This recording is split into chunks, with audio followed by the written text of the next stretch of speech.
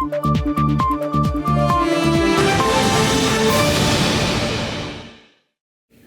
bem, meus amigos, estamos agora de volta com o comandante Dioci José Ribeiro Filho, comandante de aeronaves e helicópteros, falando sobre acidentes aéreos e sobre a tragédia da queda da aeronave em Vinhedo, que matou 62 pessoas.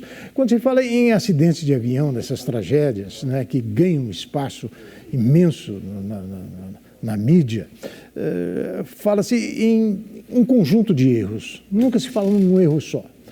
Nessa questão parece que foge um pouco a esse esquema, não é? Logo de início, na explicação da tragédia, falou-se muito em gelo, formação de gelo. O que o gelo tem realmente a ver com isso, comandante? Vamos lá. Nas condições isobáricas normais de temperatura e pressão, para cada 1000 pés que você sobe, você perde 2 graus Celsius. Então, se naquela situação ele deveria estar certo, a menos 10, certo, ele estava a menos 30 com sensação de umidade.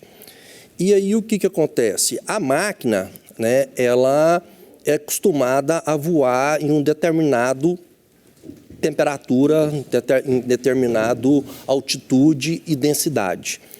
E ele pegou, certo, uma coisa que é atípica de acontecer no Brasil, certo, uma mudança climática brusca. Não era né? possível prever? É possível prever, sim, certo? Inclusive, o equipamento, ele tem acessórios para isso e houve alguma falha, eu acredito, né? Que pode ter tido uma falha momentaneamente, no momento errado, certo? E ele ter perdido a indicação de pitot. É aí que entra essa questão de falha, né? Das falhas. Uma falha só não explica, né? Geralmente. É um conjunto, né? Um conjunto de eventos que vai acontecer até o momento do acidente, né?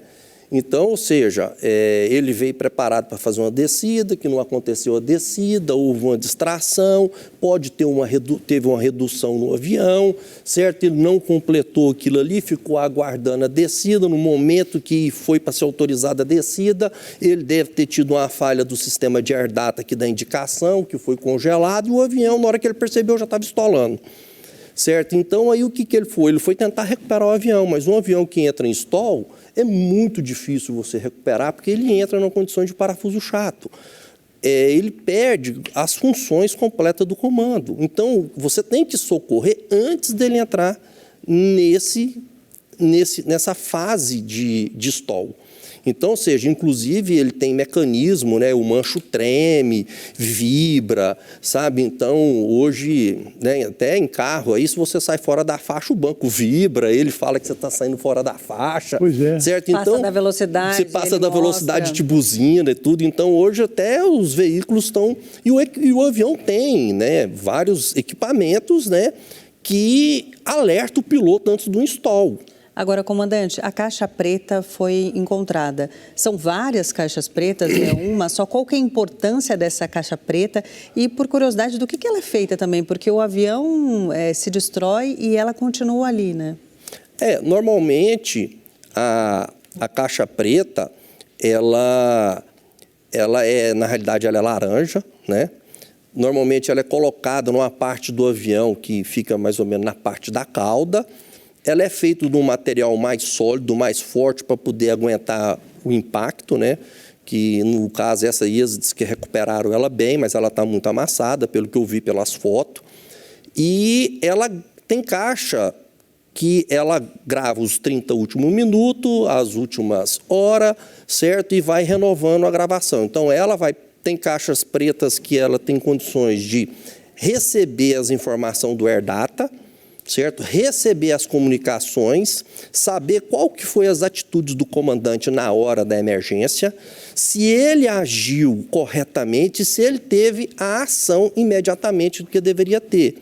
Porque, obviamente, apesar dele ser novo, ter 35 anos, eu acredito que ele já era comandante e ele tem na cabeça já pronto que você já aprende no aeroclube, nas suas primeiras horas, né, que são os itens de emergência e as atitudes que você tem que tomar para você tirar a aeronave de uma atitude normal. Agora, se o perfil aerodinâmico da aeronave foi mudado devido à formação brusca de gelo, certo? Ele perdeu a indicação do AirData, aí ele entrou numa situação, certo? Que ele não teve avisos antes disso aí, certo? Então, o que ele pediu normalmente uma descida, o controle pediu para ele aguardar, porque no momento estava passando 2 aeronaves. Eu acredito que na hora que ele pediu, vocês podem observar lá no fly radar, ele deu uma subidinha, certo? Que ele deve ter sido na hora que ele começou a desconfigurar o avião e depois ele manteve os 17 mil pés, certo? E ali ele chegou no momento do stall, ele não teve tempo nem de pedir socorro. Certo? Se ele pediu socorro, foi tentando salvar o avião, porque você tem que botar o nariz embaixo, tem que entrar em configuração, você começa a lutar. Mas a caixa preta vai ter... Vai estar tudo lá dentro. Então, inclusive, às vezes as pessoas ficam chateadas porque o CENIPA, o pessoal demora um pouco para passar, porque eles vão a fundo, certo? Analisar, né, o que realmente aconteceu. Então, ou seja, eles precisam juntar provas, a juntar dados, a juntar a conversa da tripulação, a juntar... Para quê? Porque isso não somente para evitar outros acidentes, como vai ser uma referência de mudança de instrução no mundo inteiro. Porque esse acidente, ele é um piloto, né, que vai ter que ser alertado, você entendeu? Para que a aviação no mundo tenha atenção nas mudanças que está tendo. Porque a aviação vai modernizando, vai tendo mais equipamento, certo? E na aviação, todo dia é um dia de aprendizado. Todo dia é um dia de informação que você recebe. Comandante Diossi, todo piloto gosta de dizer que andar de avião é mais seguro do que andar de carro. O senhor é um deles? Gosta de dizer isso?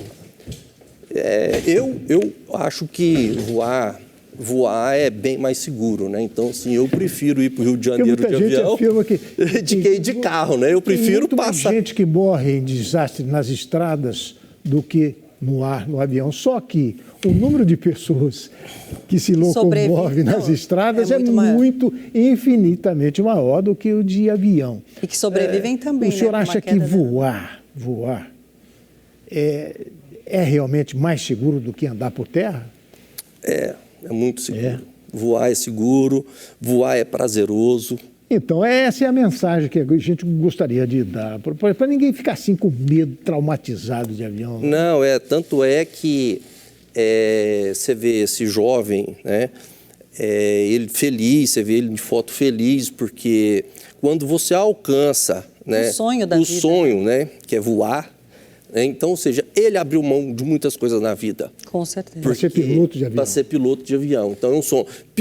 Ser piloto é pior do que ser político, porque diz que quando a política entra no sangue, a pessoa não tira ela. E ser aviador é mais ainda, certo? Ela enraiza. Então, ou seja, a pessoa ela nasce com aquele sonho de criança, sabe? Então, assim, os verdadeiros pilotos, ele vive mais a aviação do que a própria, às vezes, a família, tem que deixar a família de lado, tem que, né?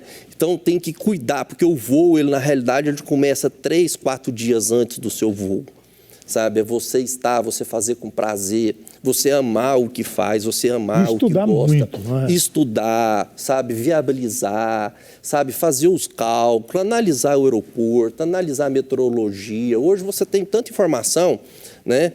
Porque eu, por exemplo, eu falo para os meus amigos mais velhos, aviadores, que eu sou geração GPS. Então, aqui no solo, eu sei a hora que eu vou chegar lá. Hoje você já tem informação que você vai chegar. Os aviadores antigos não tinha GPS. Usava emissora de rádio. Era rádio, radiogonometria, cara, tudo cabelo branco, os caras se perdiam, sabe? Então, assim, era uma aviação bem mais difícil. Então, hoje você está aí com toda a tecnologia, você está sabendo o que está acontecendo. Mas equipamento também pode ter um bug, pode ter uma falha, então é máquina, né? Bom, a gente vai acompanhar a investigação, aproveitando nossos sentimentos à família de todas as vítimas, né? E comandante Diossi José Ribeiro Filho, muito obrigada pela sua participação aqui no Brasil News e até a próxima. Até a próxima. E eu espero que não esteja tão rápida, né? Que seja para falar de alegria, de né? Outras coisas da aviação, de outras coisas da aviação, boa. Mas estamos aí para a gente, né? Teve também a fatalidade das cantoras lá, que eu acredito que foi questão isobárica, né? Marília Mendonça. Exatamente. O pessoal, o cara bateu no fio e tudo. Então, ou seja, eles perderam, certo, a condição isobárica. Então, porque se você perde alguma condição isobárica, você não sabe realmente o que o avião está. É a mesma coisa de você subir num prédio. Qual a altitude que você está em relação ao chão? Qual a altura que você está? Se você não tiver nada para te falar, você está 10, 15, 20, 30 metros, você não tem como saber. Sim. Então, de repente, ele achou que estava a 1.500 pés e ele estava a 1.000, bateu no fio. Porque se ele não ia querer se matar. Claro. Entendeu? A gente vai para um rápido intervalo, voltamos já já.